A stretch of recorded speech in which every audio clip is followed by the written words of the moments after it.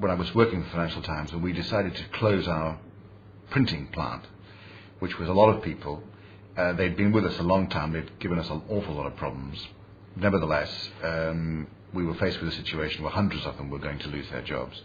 So we decided to offer as many as wanted the chance to retrain as journalists. And none of them had a single qualification between them. We developed a set of structured questions, and we took, in the end, I think 30 of them through these questions and offered training to 8 of them. And what we learned from this process was that when you assume that people don't have ambition, can't do anything more than they're already doing, and really, therefore they don't matter very much, you're almost always wrong. So we went into these guys. We gave them a 6-month training program in London. 3 of them are still working for us 10 years later. The others went off and became journalists elsewhere. And these were people who had been separated from the floor I was on as a journalist in those days by 6 feet of concrete. And they could have been on a different planet. So we were very proud of that. And we've now extended, if you like, that philosophy in a slightly different way.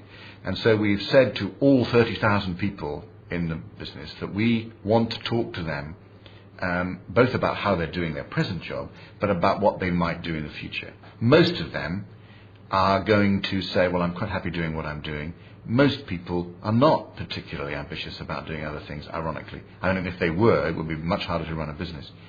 But many more have got ideas about what they would like to do than we think. And so therefore, this process, we are convinced, will give us lots of leads as to what people might do, whether they would need more training to do it, that might need more help. We've had people who say, well, this is very dangerous because just because you can play the piano doesn't mean you're going to end up being Chopin, or just because you can play golf, it doesn't mean you're going to end up, you can't, not everybody can be Tiger Woods. So we have to structure this very carefully so we don't start with a program that raises expectations which we then can't meet. But we don't believe that's a reason for not doing it. We believe, on the contrary, that we have to structure this in a way so we can understand the kinds of things people would like to do and where we can give them a chance to do them, and unlock the talent that's there, which sometimes doesn't get heard and doesn't get asked. It doesn't matter what your qualifications are or what they aren't. If you really want to do things in this business, you can.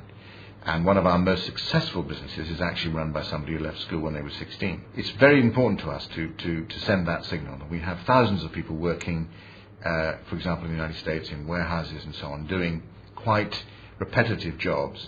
And I always think, somewhere in there are people like our printers who, with a chance, with an opportunity, are going to be able to do great things.